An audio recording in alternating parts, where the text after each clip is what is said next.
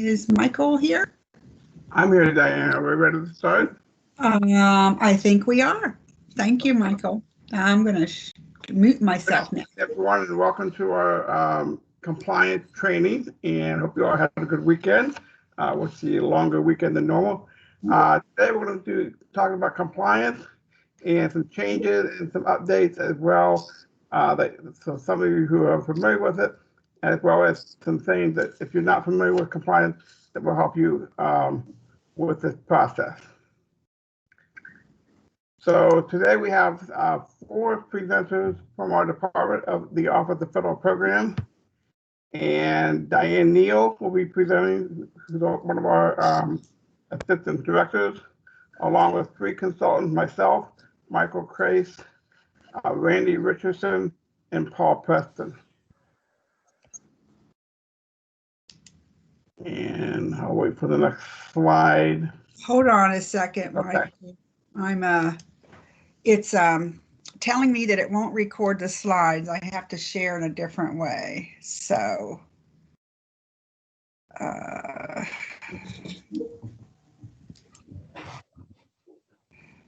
we go. turn that off. Yeah.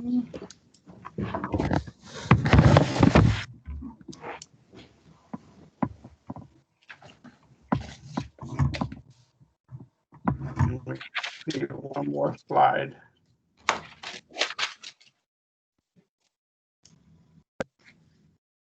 Okay. Is it doing it in slideshow presentation though? Yeah, I'm seeing the presenter slide, but not the next that hasn't moved yet. And I am seeing that in the slide counter clicker option, like you're sharing a PowerPoint itself. Did it move now? No, it did not.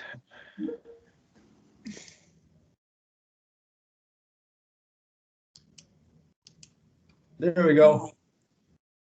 Can you back up one more? It just moved.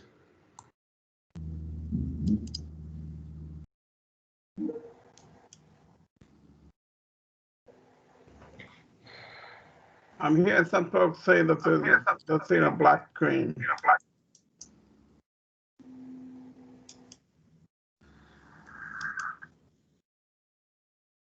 Oh, now it went too far.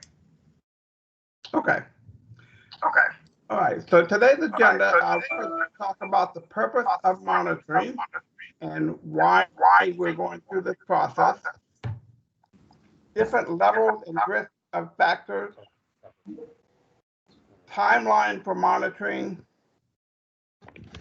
updates for FY21, and how you can best prepare for the monitoring process. So with that, we're going to hand it off to Randy as he will talk about the 3 tiers of support. Thank you, Michael. Welcome, everyone. The 3 tiers of support. I'm going to talk about those 3 tiers in just a second, but there's risk factors that determine those tiers. And the risk factors, every year the department identifies a set of risk factors and scores. And these may be subject to change as federal requirements and expectations change. For FY20, there were 17 factors for CCIP and ESSER 4 factors. And those risk factors are, number 1, the new federal program coordinator at the district level or listed federal programs coordinator is also the superintendent or treasurer. The way the risk factors work is you receive a score at the end of the risk factor assessment, and the lower is better, like in golf. A birdie is better than a bogey. So you want a lower score to have a lower, you put in one of the lower tiers. Like as I said, question number 1 is the new federal program coordinator. The scores on that, less than 1 year is a 10, 1 to 3 years is a 5, 4 to 5 years is a 0, and 6 years more as a federal programs coordinator is a -5. Non-compliance and ESSER programs, risk factor 2 would be if there was, this is only a district that had been monitored previously as a desk review or an on-site. If there was above 9 risk, there would be a 15 points, 3 to 9 non-compliance areas, 10, 1 to 3, 5, and no findings, -5. If you failed your FY19 ESEA maintenance of effort, that's a 5. Districts identified as ADC, moderate DF, moderate or moderate C, and independent, those reduced from a 10 down to a -5. Community schools, their identification would be priority, 10, a focus of 5, no identification, school less than 3 years in existence is a 0, and if you have no identification and you've been in existence for more than at least 3 years, it's a -5. The district size of the total ESEA award, 15 points if it's over 5 million, 10 points 1 to 5 million, 5 points 250,000 to $1 million, and 0 under 250,000. Compliance surveys, tier 1 districts would be a self-survey, and those self-surveys need to be completed by June 30th of the fiscal year. So this year would be June 30th of this year. The survey needs to be completed, and please pay attention to this. If you have a self-survey, if you do not complete your self-survey, it's an automatic 20 points on the risk factor analysis. So make sure you get that completed. It's not required if an LEA does not accept any ESEA grants. And if you complete the self-survey on time, you get a -5, which is good. Large carryovers would be more than 15%. There's a large carryover in 3 or more grants, a large carryover in 2 grants. It goes down to a no large carryover. ESEA expired ESEA funds. If you have expired funds in 1 or 2 more and 3 or more grants, down to no expired funds. I've tried to go through this as quick as I can for you. District delayed previous year's submission of consolidated application. If the application is submitted after 8/31, we'd like to have those in between. You submit it as early as July 1, you get a -5. Anything between July 2nd and August 31st is 5 points. Prior monitoring of the district. If it's not been monitored through an on-site or a desk review in 2 years, monitored once through desk review in 2 years, or monitored once through an on-site. So prior monitoring is also a risk factor. Districts that show incomplete non-public data system participation forms, non-public approved status. We want those in non-public approved status, and 5 if it's not completed, is 0, completed or not applicable. District's duration of existence and operation. If the district is less than 2 years old, this is not normal for a LEA, but it could be for a community school LEA.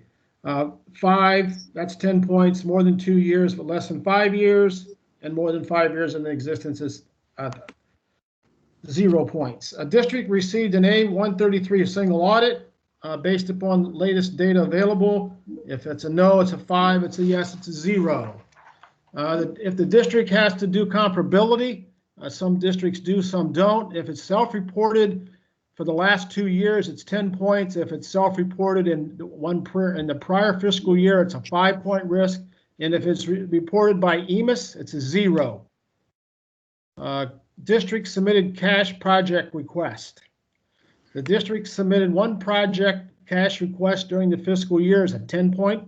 If you submitted 2 to 3, it's a 5. If you submitted PCRs at least 4 times, which we'd like to see that or more, it's a 0. That means you're submitting your cash throughout the year, not just at 1 or 2 times during the year.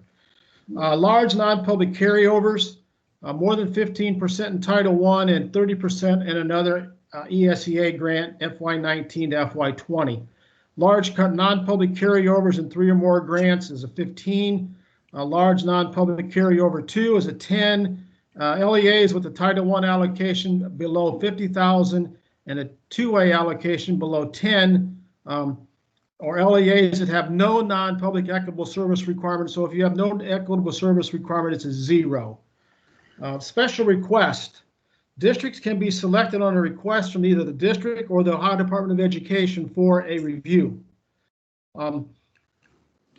These risk factors are in the document library. So if you want to go in and find those and see how, to check your score, you can go into the document library under the compliance FY21 and check on those risk factors. And that's for the CCIP. Risk factors for the ESSER component of the grant. There's 4, and that's the district's allocation is if it's greater than 400,000, it's 10. Between 200 and 400 is a 5, and less than 200 is a 0. The district budgeted an equitable service amount that differs from the total enrollment method of equitable service calculation. That's a 10. If it's equal to the estimated amount based on the total enrollment of participating non-public school students within the district only, or the district does not have any non-pubs, it's a 0. The district has an equitable service amount greater than 15% of the allocation is a 10. Between 10 and 15% is a 5, and 10% or below is 0. And by August 6th of 2020, the district submitted a project cash request if it was for 85% of the allocation, that's a 10-point risk. Between 75 and 85, a 5. And less than 75%, a 0, and that was as of August 6th. And the ODE leaves open the possibility for changes to these risk factors in subsequent fiscal years based upon the subrecipient data and oversight. Okay, we can go to the next slide, please. And the risk factors this year, as I said, there was 17 for 20 for the CCIP and 4 for the ESSER. The next slide is, I think it's words to the wise. That's right. Whoever's changing the slides, please.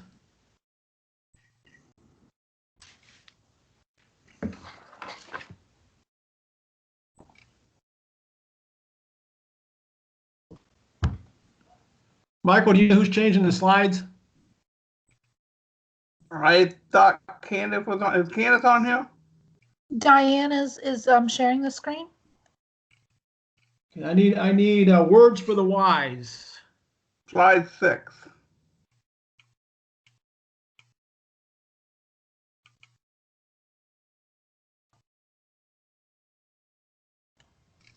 I will go ahead and see if we can have All her right, well, I'm going to stop. go ahead and go over that slide anyhow. Basically, it says complete your self-survey. You want to make sure you get that done. Spend your money. Make sure you're spending your money. Provide your non-public equitable services.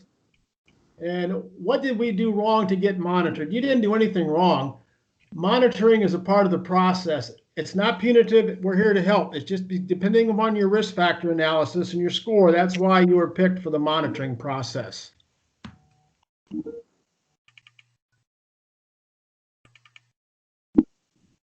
Monitoring purpose. Purpose of the monitoring is to provide supports, not to focus only on non-compliances. We want to help provide support with you throughout your process. We provide technical assistance and share guidance on allowable uses of funds, assist with implementing the changes, and we want to strengthen the programs through the three-tiered monitoring approach.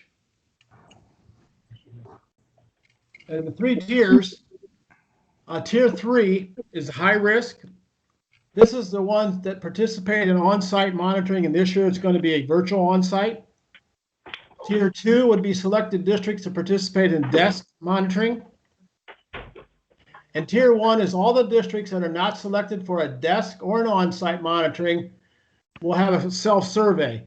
And anyone who if you have a desk or an on-site, you should have already been notified. Your superintendent should have received an email quite a while ago letting you know that you are going to either have a desk review or an on-site review. And if you did not receive that, then you will have a self-survey. And the Department of Education Office of Federal Programs monitors compliance with elementary and secondary programs through the tiered approach. And those tiers, as like I said, are the self-survey, desk review, and modified desk review. And the risk factor scores analysis will determine which one that you have. FY21 breakdown. This year there are 30 on sites, which are virtual. There will not be anyone coming out to the district. That's a virtual on site. 62 desk reviews, 30 modified desk reviews, and 793 self-surveys. Okay. Paul? Yeah. You're up. Okay. All right. You're Well, the first slide, monitoring tracking. we're going to talk about. Is my mic on? Okay. Can you hear me, Randy? Yes. Okay. So the monitoring system that we're going to be using for fiscal year 21, it's a compliance system that's based upon monitoring and tracking system that have just been created or developed. Brand new this year, and those that are familiar with the one needs assessment are not going to have any trouble with it at all. It's sort of the one needs assessment in a compliance format. Those districts that are not familiar with it, you're going to get plenty of technical assistance from us as you need it to go through it, because this is new. Let's see. Okay, so those what you're going to see is when you see the slides, and we're just going to move on through this as if you're looking at them. Your login system is going to be a former safe system. It's going to be a little bit different, and my guess is if you need technical assistance, again, we'll be there for it. But I'm going to give you a phone number right now that if, as you're moving through this process and you're like you're lost, call this number, 877-644-6338. That's 877-644-6338. Now, to access the consolidated grants, you must have the following roles. That means you need to be either CCIP authorized representative, the fiscal representative, the treasurer, or the superintendent. You won't be able to access it unless you have that role. Now, if you don't have that role, you can get that role while working with your OED coordinator. That person will help you log in or get you that information so that you can actually log in. Hey, Paul. Yes. Paul, can you hold on? Is anybody sharing the slides right now? Yeah, Diane, we were trying to switch through them, so I went ahead and took over control of them, but if you want the control back, please feel free. No, I'm not getting the slides on my screen. That's why I was wondering. Okay, sorry. Yeah, we're having some issues with what people are seeing and hearing in this session today. So my apologies for that, everybody. Okay, so let me get out and come back in and see if I can't. Oh, I don't Good. see my screen.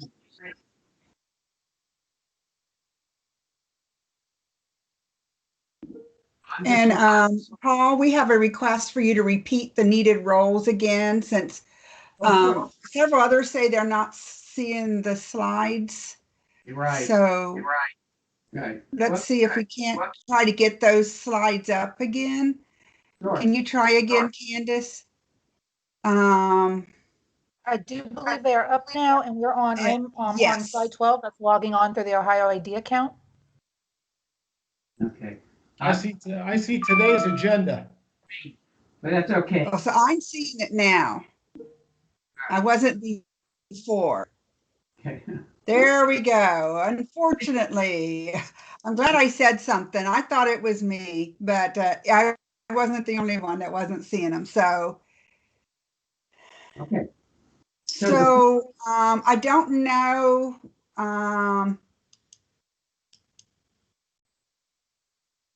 If it would be helpful if Paul, do you mind, can we go back and maybe start where Paul started with how to get into the system? So Paul, go back to 11, introducing the FY21 monitoring system. Right. Somebody is still seeing, oh, Laura, if you're still seeing a black screen, if you can try to do a refresh, you might be able to see it. I don't know why some aren't seeing it and some are. Okay, Diane? Yes, go. So I don't see the slides either. I'm seeing the risk factor slide, but I know the presentation, so I'll just continue on as if everyone else is seeing it, put it that way. And so you want me to start there with compliance dashboard or basic search page? Nope, that's way too ahead. Let me back up here. I am on introducing the FY21 monitoring system. That's what Candace has up. Good, okay. Number 11. Yeah, but it begins and it should be districts should have access to the monitoring system by the 1st of February. That's what we're expecting on it. Now the new compliance system is a new monitoring and tracking system that's be there, and it's based upon the one needs assessment. So if you're familiar with the one needs assessment, you should not have a problem with it. And if you're not familiar with it and it's a new system completely to you and you need assistance, just contact us. And it's designed, again, it's designed to make it as easy for you as possible, especially if you are familiar with the one needs assessment. So to get it to access that, you're going to have to go in. Can we get the next slide, Candace? Yeah, I'm not sure what the issue is with the slides because I'm on 12 on my end. There's definitely something going on here. Oh, it seems like you have to advance your own slides. Yes, and that's definitely what I did. No, I had to advance mine in order for me to be able to see it Okay. Yes. on my end. Yeah, I'm not sure why it's doing that. Okay, you want me to go with that? Slide 12? Yes, we're on slide 12 at this time. Good. Okay, well, it's good. Now this makes more sense to you. I can see that too. Okay, so this is logging in. It's a former safe logging in there. And then you just use that and you click on that Ohio Department of Education, Ohio ID. Well, you can just move to the next slide if you will, please. 13. Good. So you're going to be on OHID, Ohio ID portal. Hit, and you see right there, select that Ohio ID portal there on the left-hand side. You're going to enter your password, name, etc. And if there's any issues there, I gave you a phone number earlier that you can contact, create your OED ID account to match your existing education profile. Okay. Okay, you can go to the next one. Okay, so if you don't have this account, then here's how you do. You just go to that page and then you're going to see there in the red box, just create a new account. And that will take you right there to create that new account. You can go to the next one. Okay, so you're going to see these tiles. Now they may look a little different than this, but there'll be 4 tiles there, and you'll be clicking on the monitoring tile. And once you do that, then that will give you access then to the new system. Okay. Diane, take me over from here. You want me to? I'm good. I'll step in. So everyone should be at slide 16 right now, navigating the monitoring and tracking system. And I'm going to show you, so once you get into your My Ohio ID and you go to the compliance monitoring system, it's going to open up to a dashboard similar to what you've seen if any of you have done the one needs assessment. You want to select the program for consolidated ESEA grants. And no, the tile is not available yet. It will be opening up on February the 1st. So once you get into the consolidated ESEA grants, can we go to the next slide, please? It's going to take you to the basic search page. On the basic search page, you should already see your district populated in there. And all you're going to do is hit the search button. And then your district's search results should appear below the search. And you want to highlight then and select your consolidate your district's name there, so you can get into your compliance monitoring questions. So can we go to the next question or the next slide? Compliance page, yep.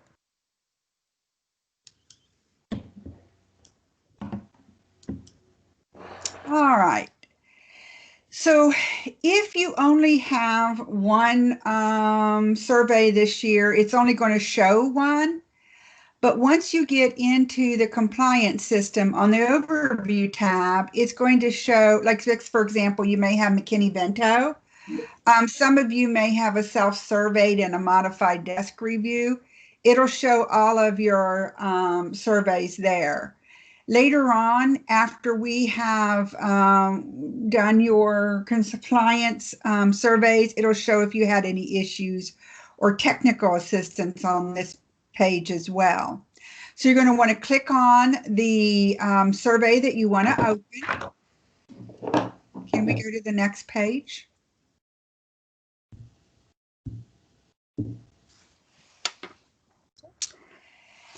And you want to change your status to started here. Once you've opened this up and you've changed it to started and you've clicked on your survey, you'll go to on the questions tab. Your questions are going to pull below. So let me make sure I've done this correctly. On the overview tab, you're going to click on the survey that you want to highlight. Then you're going to go to the questions tab. Highlight that survey, make it open. If it isn't already, you want to do a district start.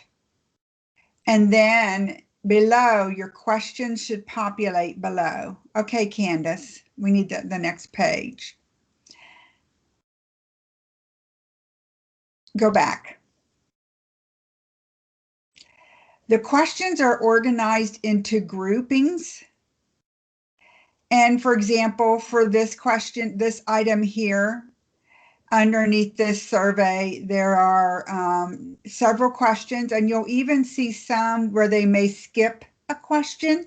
That's because it's a question or an answer that is your district doesn't have to answer.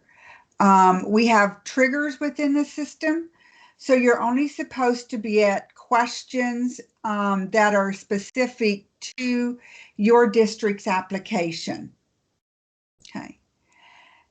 Each of the sections will appear on the left-hand side as they did before. So you'll have Title I, Title II, Title III, and then your groupings of the questions will be on your right-hand side. Go ahead then. So underneath the question, if you need to upload a document, there is an Add Document link there at the bottom. There's also an Add Document link over on the left-hand side with the icons that are over there. So to upload your documents, you're going to select the Add Document. Go to the next slide.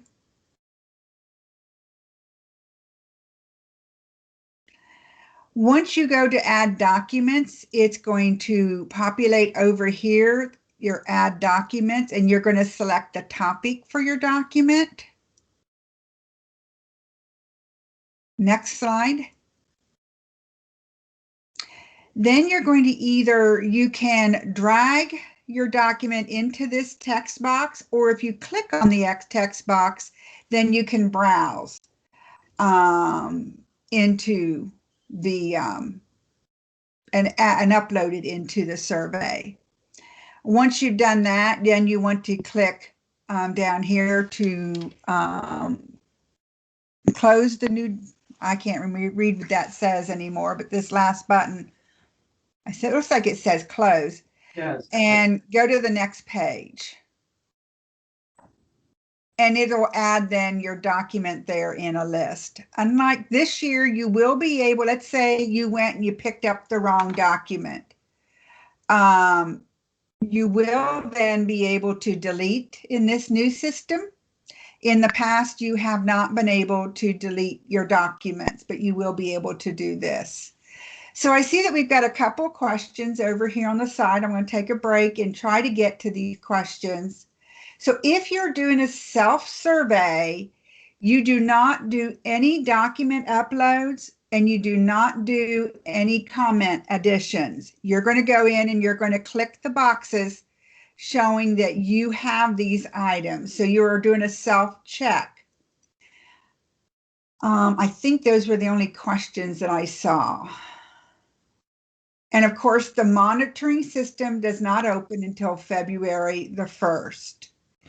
If you're wanting to know what your specific district's risk factor score was, you need to send an email or ask your consultant to please send you that information. We do not post the entire list of risk factor scores for all districts simply because of, privacy for the districts. Even though it's public knowledge, we don't post it out there. You can call and we'll be able to give it to you. Diane, there was a question about the self-survey questions. It says, do we answer all the self-survey questions as in the past, or only will there be certain questions that'll be triggered for the self-survey? It's all of them, correct? They will trigger according to your district's grant. So whatever shows up is what they answer. They answer everyone that shows up. Okay. Yes. And if they end up getting one that they said, if you end up getting questions for rural and you don't get the rural grant, you need to let us know, because then there's been something in the system didn't work right. So how do you know what type of review you have? If you should have heard from your consultant by now, whether or not you have a desk survey or a on-site. If you haven't heard from them, then you would have a self-survey, and more than likely they're going to let you know when the survey opens so that you can go in and do this, open it and start on it then. Okay. Go ahead now. Sometimes the questions will ask you to describe instead, or tell us how you do something. So that in that case, you're going to add a comment. If you click on add comment here on the at the bottom, or you can click on the icon on the left-hand side, it'll open up the add comment screen. So can we go to the next slide?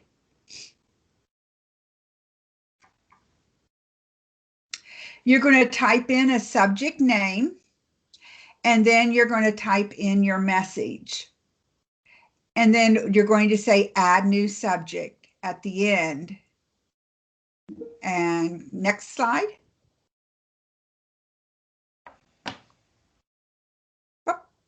Once you do that, then your list of all of your subjects will be shown or available for you. So once you've gone through and you have uploaded all of your documents and all of your questions, you need to go and then close your survey. Let's say you close your survey and then you say, well, wait a minute, I forgot something. You can always go back and change it back to in progress. But we do get an email when you've closed it so that your consultant knows that you finished it. Also, especially if you're on a desk review or an on-site, they'll go in and look to see what you've most recently have uploaded. And once you close your survey, you'll get a little green box saying that it has been successfully closed.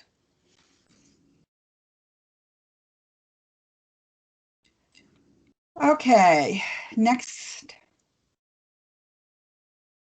All right. So closing the survey and then closing compliance are two different steps.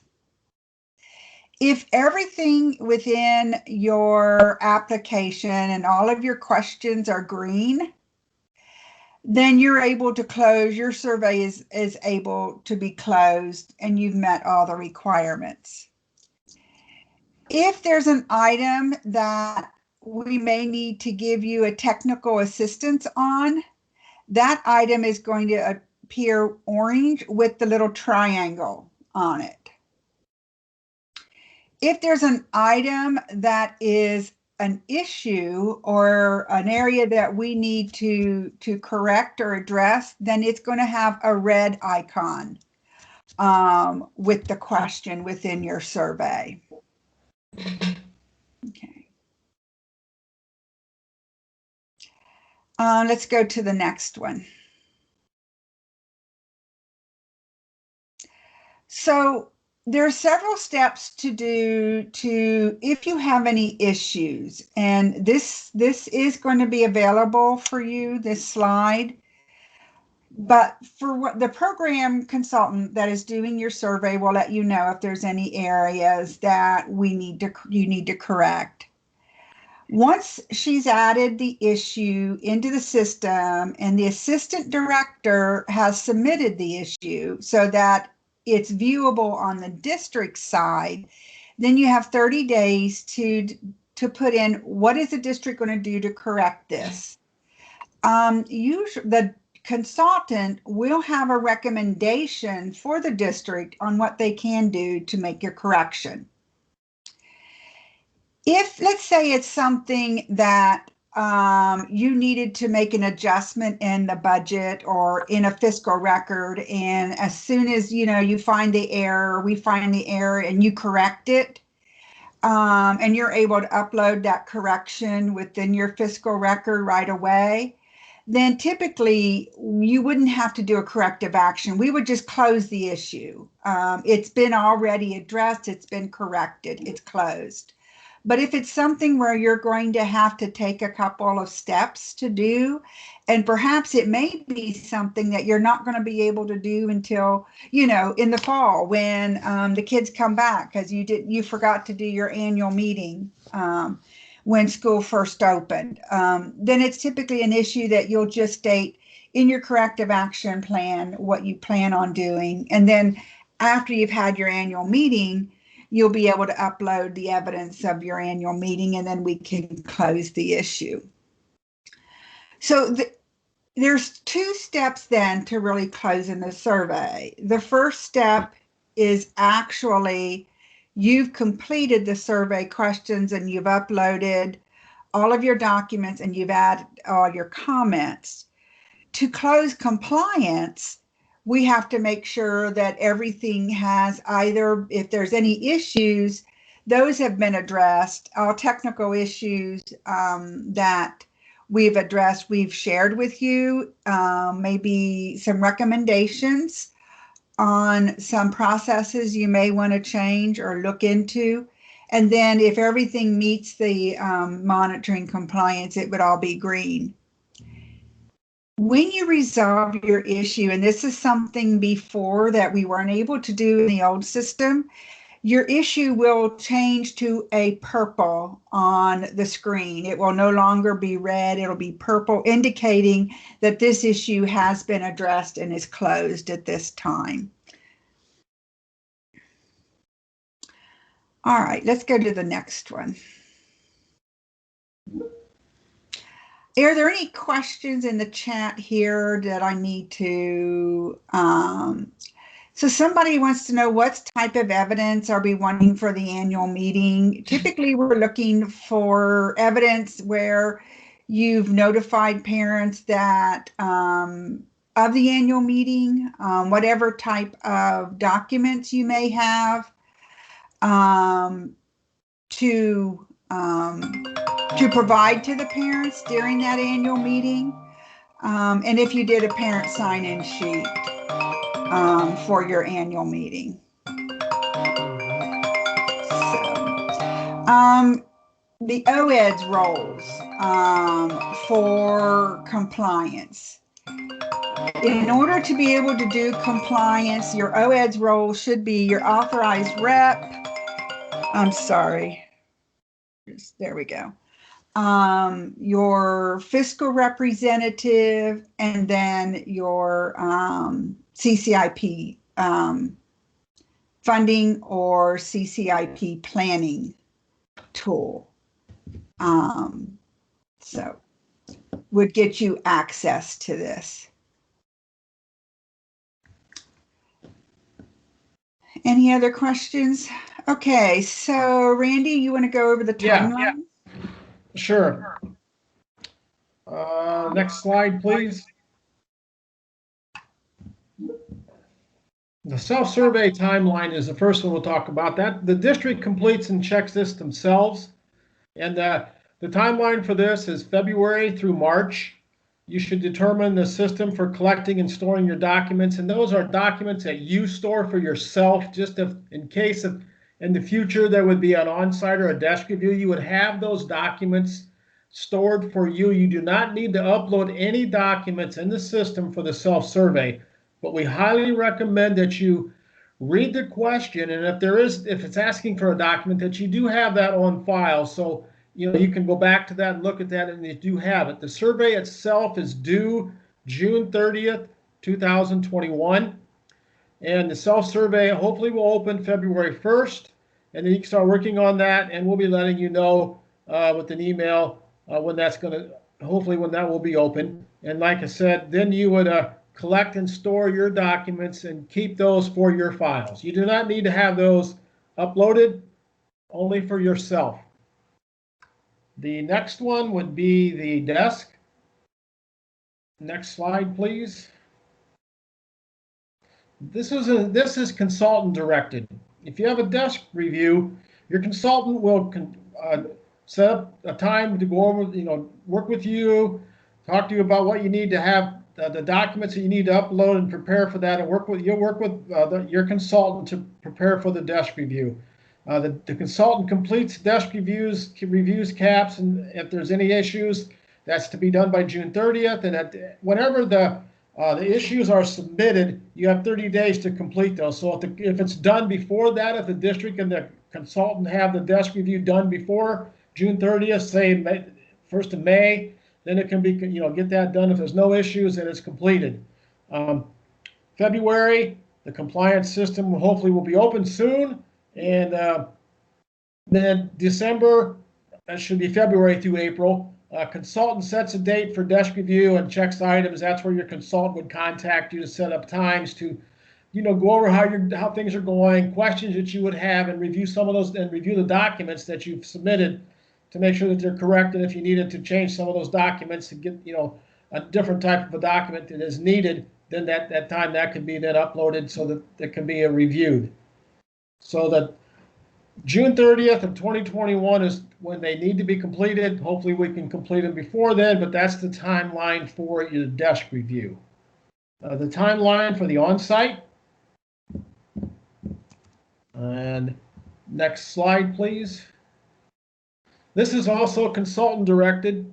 February on-site dates are set with districts. Some of you may have already scheduled an on-site early, but it's probably going to be changed because the system's not open yet. But you would schedule a time with your consultant, probably to set up a virtual on-site, which would and you would work with the schedule, because you want to be able to talk to building principals and Title I served buildings and the different people that work with the different grants. And if you have with your McKinney-Vento homeless coordinator, different people in the district that work with those grants, you would set up a time when it would be a virtual on-site, when you would go through all those documents and meet with those people and go through those questions.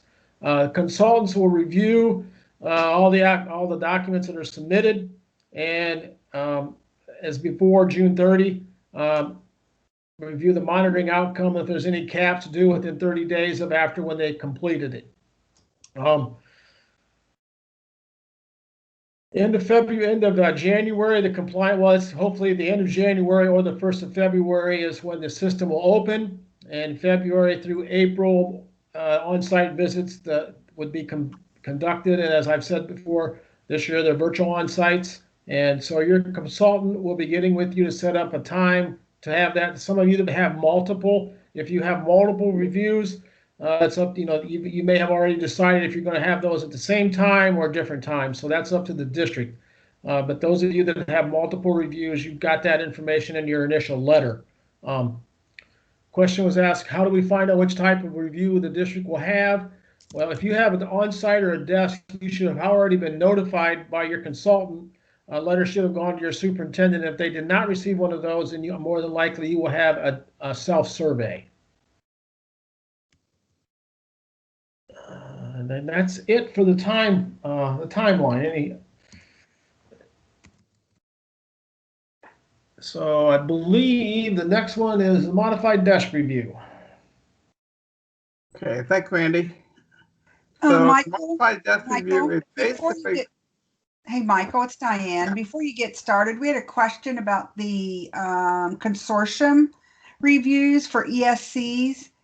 Are the questions for the consortium similar to the Title III questions that are in the survey for districts? Because I know Rasha is still getting those questions uploaded to the system yet. Do you know? I believe so. So I haven't seen the final setup of that. So Yeah, I believe that's if you're an ESC and you're looking for the consortium survey, the document that was sent out with the CCIP note has a list of all the questions. I would use the Title III section in the consolidated ESCA to prepare for your consortium also. Diane, can I chip in? Yeah, I didn't know you were in here. Yeah, I have been. The consortium question, they're still in development. I have finalized the questions and waiting to upload them to the master file for the grants management and the IT team to upload it. It will be by next month, sometime in February, it will be available. I'll send out an email like I usually do to my consortium group and let them know. For those of you that have been in the consortium for a few years now, it's going to be very similar questions to the ones that you've had at one point with David Brower. We've just tried to cut down a little bit on the burden of the requirements for the documents upload, but it's going to be very similar questions to what you've had in the past before that.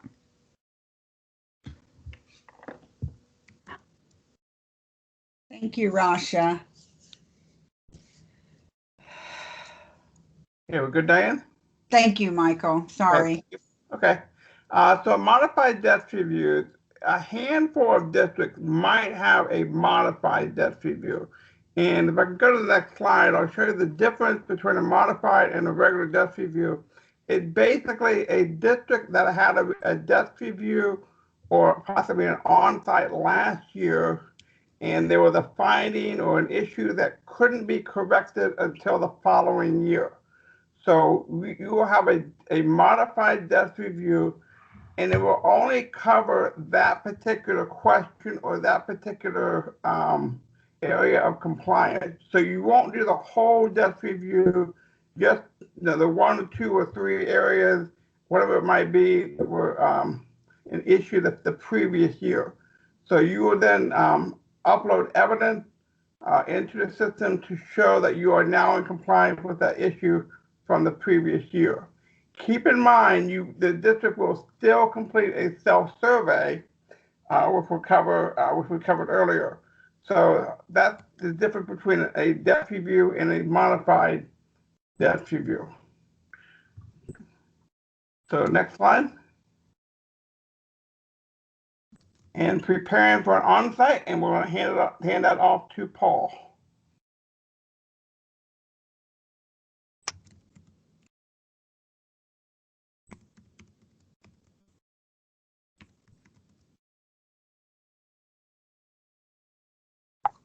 Paul, you're on mute.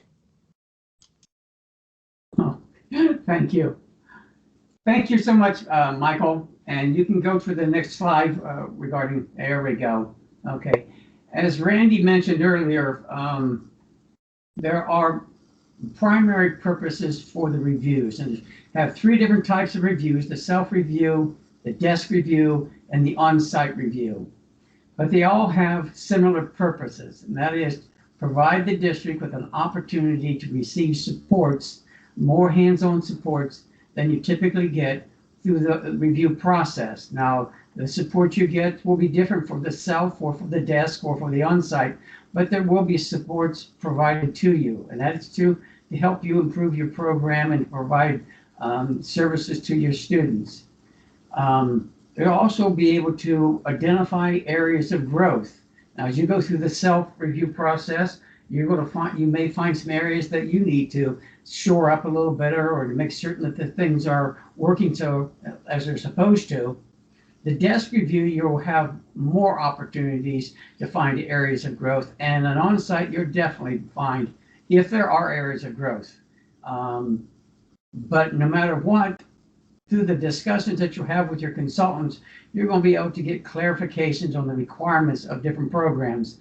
I mean, I am constantly receiving questions through emails, and glad I do, on clarification. How can we use the Title IV? Can we do this, or Title I, etc.? Each one of these forms of reviews will provide you greater opportunities to get clarifications to areas that you just said, well, you just sort of brushed over in the past. Now you're forced to take a closer look at it. You can get those clarifications done that way. And it provides consistency. Now, I've not heard since I've been in the office that someone said, well, another consultant told me this, or another this, heard that. This ensures consistency throughout for our office and for all districts. So these are the 4 general overall purposes for this on-sites. Next slide, please. Okay, preparing for an on-site. You definitely need to determine who you want there and who needs to be involved. And we will assist you with that. The bottom line is, you're going to have administrators there, both at the district level and at the school level, where if it's a Title I targeted assistance or school-wide, there's a variety of other people that will need to be there too. You're going to have your treasurer there. You're going to need a parent representatives, parents. I would have teachers involved too, and at least have them available for questions, etc. So, and we'll provide you with more detailed information on this, but you want a wide variety of people involved in the on-site. Distribute you to, in fact, questions and required evidence list, and I think we're going to share that with you in one of the slides, and definitely later on there too. But you want to be able to create a timeline for your preparation. Now, once you start looking, well, if you look at your self-review, that timeline, since you'll probably be doing it yourself, would not be as critical as if it's a desk review or definitely an on-site review, because you're going to have more people involved in these different types of reviews. So you want to not just take your time and create a timeline, but you want to be proactive and get that timeline together probably before you do much of anything else. So you gather data, depending upon what type of survey is how much time you're going to have to put in that preparation. Next slide, please. Yeah, I'll provide documents prior to. These are the type of documents that you're going to need to provide for that visit, pull together. Now, self-survey, you're not going to be pulling these together for us. You're going to pull them together to make certain that you have them.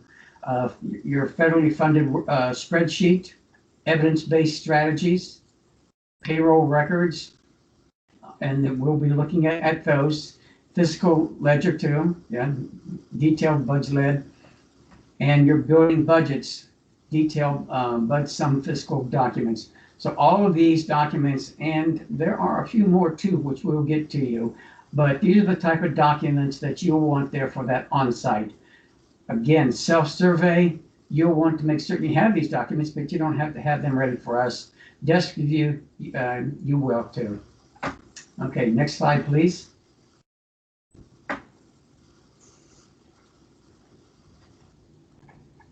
Okay.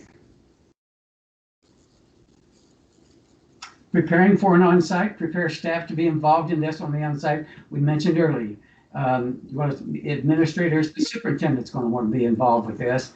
Also, any building, the principal will be there if it's Title I, it's school-wide or TA.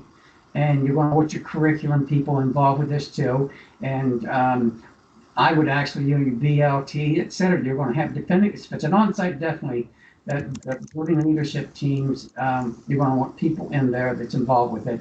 Non-publics, you'll have to for certain with that. And then your homeless liaison, parent liaison, and other type of staff that are specific to different areas. If you have your EL coordinator there, I'd have that special education person available for questions, but that person won't be involved as much as if it were a OEC review too. And your Title IV, depending upon how large if you're a large district, you're going to have more staff involved. And if you're a small district and you're doing everything, then we will coordinate that with you too. So next slide, please. Resources, now here it is. These are a list of resources. And if you look at the very bottom one down there, that's the new compliance system, monitoring and tracking system, navigation and functionality. The video, very good video. We weren't able to go into the detail that would be nice to do, but this video does a pretty good job. So it prepares you to what this system is going to look like. Again, if you are familiar with the one needs assessment, you're not going to have many issues because you're already familiar with how to navigate it. In fact, this is probably even easier than the one needs assessment. But anyway, here's a variety of different resources that are available for you for other items and issues. And Diane, I think that takes us to you. Okay, Paul, thanks. So we have just a couple minutes left. I've been trying to answer questions as well as Rachel and Candace over here.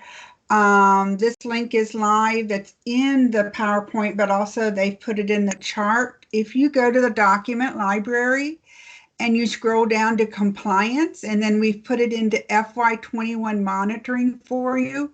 So all the documents for this year are all in one place there underneath compliance, and you can see the list of all of those. Most of those we went through during this training here.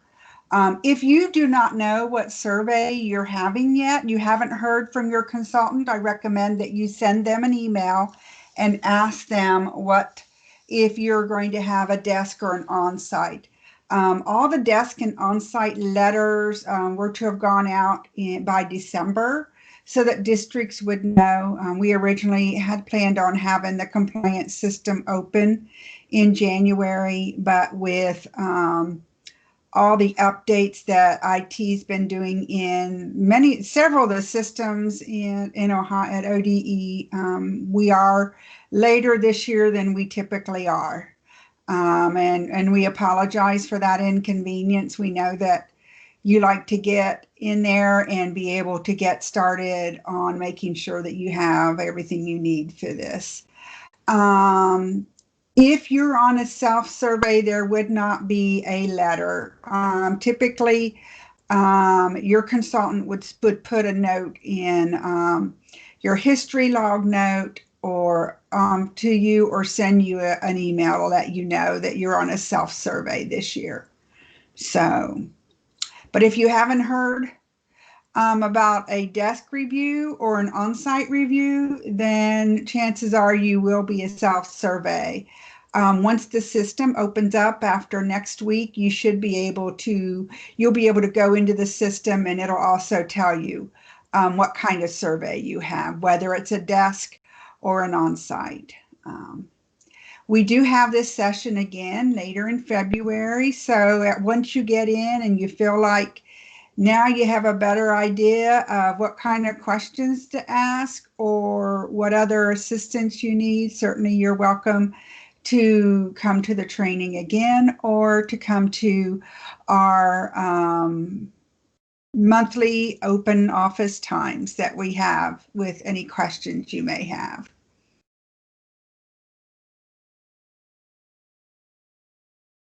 That's correct. If you have a self-survey, you would not have to do upload or describe. Your you're clicking the box, the check box stating, showing that you would be able to upload. You have that documentation, or you would be able to